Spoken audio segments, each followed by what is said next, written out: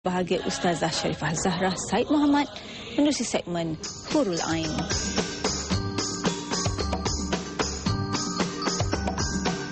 Assalamualaikum Ustazah. Waalaikumsalam warahmatullahi wabarakatuh. Saya nak tanya satu soalan. Apakah pandangan Islam terhadap tindakan seorang ibu tunggal yang tidak berkahwin lagi semata-mata kerana nak menyara anaknya bersendirian? Baik, terima kasih Puan Wati yang mengemukakan soalan yang sangat tepat untuk kita renungi bersama. Memang lumrahnya apabila seorang isteri meninggal, biasanya kebanyakannya suami akan berkahwin lain dengan alasan untuk menjaga anak-anak. Manakala bila suami pula meninggal, kebanyakan isteri-isteri tidak berkahwin lain dengan alasan kesetiaannya kepada suami ataupun untuk membesarkan anak-anak. Senario ini sebenarnya memang telah pun dilalui oleh isteri-isteri sahabat yang dulu dahulu. Antara contoh ialah Ummu Hani yang telah berpisah dengan suaminya yang tidak mahu memeluk Islam, menyebabkan dia terpaksa menanggung anaknya sendiri, menjaga membesarkan anaknya sendirian. Maka sebab itu dengan rasa kasihan ingin membantu, maka Rasulullah datang masuk melamarnya untuk dijadikan Ummul Mukminin. Tetapi apa jawab Ummu Hani?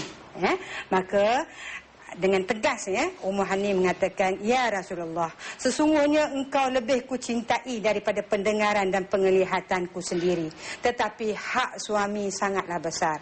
Aku takut ya Rasulullah, jika aku melayani suamiku, anak-anakku akan terbiar. Dan jika aku mengurusi anak-anakku, aku khawatir hak suamiku pula tak dapat aku penuhi ya Rasulullah." Mendengar jawapan itulah maka Rasulullah memuji dan mengiktiraf keikhlasan kasih sayang Ummu Hani sebagai seorang wanita yang berbudi pekerti mulia dan bertanggungjawab. Oleh itu syabas kepada balu-balu, janda-janda ataupun ibu tunggal.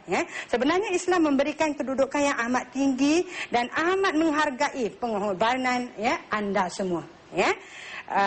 Yang mana merupakan salah satu amalan yang cukup murni.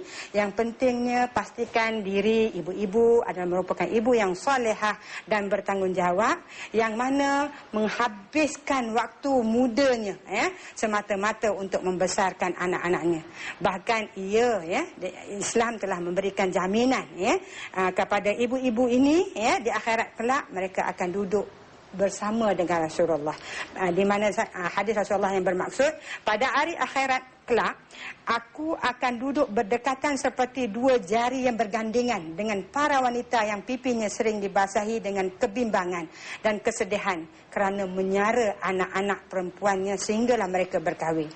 Dan wanita yang dimaksudkan itu ialah semua wanita-wanita, lebih-lebih lagi kalau orang tu cantik, mempunyai kedudukan yang mulia, dan kematian suami tetapi dia tidak berkahwin semula kerana membesarkan anak-anak yatimnya itu, sehinggalah dia meninggal ataupun dia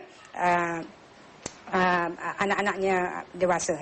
Oleh itu bagi ibu-ibu tunggal, teruskanlah pengorbanan perempuan dalam membesarkan anak-anak agar menjadi anak yang soleh dan solehah, yang akan mendoakan ibu-ibu sekalian agar sejahtera di dunia dan di akhirat.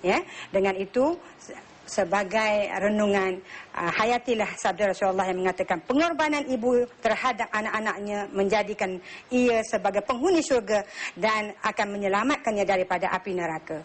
Dengan itu sama-samalah kita mengambil pengajaran daripada apa yang kita bincangkan ini.